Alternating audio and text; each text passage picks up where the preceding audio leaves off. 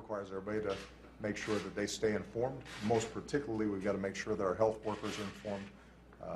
We're also going to be working on protocols to do additional passenger screening, both at the source and here in the United States. All of these things make me confident that here in the United States, at least, the chances of an outbreak of an epidemic here are extraordinarily low. Yeah, that's what he said about a month ago. I haven't seen him in a while, now that I think of it. Joining us now is Dr. David A. Sanders, Associate Professor of Biological Sciences and Chair of the University Senate Steering Committee at Purdue University. Welcome back, Doctor. Always good to see you. Glad to be here. All right.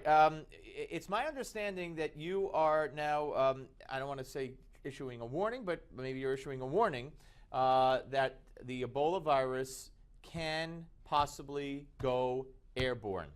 That's correct. So this was originally brought out in an editorial in the New York Times, and there were some arguments there, and then most of the community decided no, this was impossible. And they cited a few reasons, that viruses don't change the way they get into cells, and viruses, and Ebola in particular, can't get into the lung. Well, we've actually done the research on that, and we've published, along with our collaborators, a paper on this very topic at Purdue. Yeah. That's right. And what we were able to show is that Ebola enters human lung tissue, airway tissue, from the airway side. So that's exactly the way, for example, influenza enters into the lung. So it has the inherent biological capacity to enter the lung from the airway side. All right.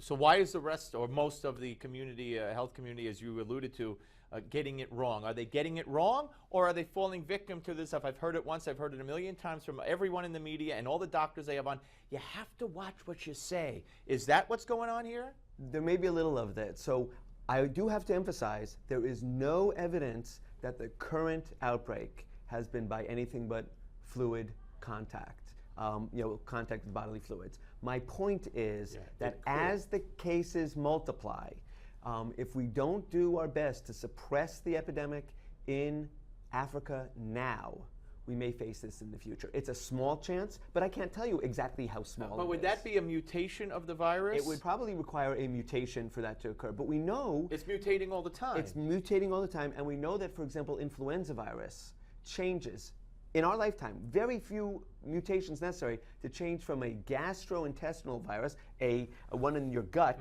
for a bird, to a respiratory virus for a mammal, a human. If it were, God forbid, to enter the human lung tissue from the side, as you say, and go airborne, it would be transmitted just like the flu.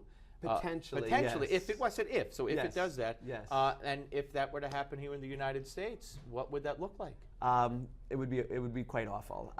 You have to put one more caveat on this. Go ahead. I'm not looking to cause a panic. I'm just looking at one more caveat on it.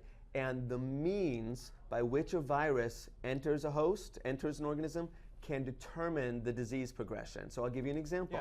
Anthrax, cutaneous anthrax is not as deadly as inhaled anthrax. And we know this is true for other viruses as well. The mode of entry can affect. So are you saying, as a layman, I'm interpreting that if it were to enter through the lungs, it would be more deadly? I don't know. Oh, we don't know yet. It could be more deadly, or less. It could be less. Oh, we don't know. Okay. We simply do not know. So that's another element. That has to be taken into consideration. And keep cutting it off at the source in Africa. Would you encourage still banning flights into this country? At this point, no. Talk to me when it expands. And the reason is simply. You want to wait till it could go in the lungs? You know what's interesting? Well, we only have less than a minute, so quickly. Okay. Yeah.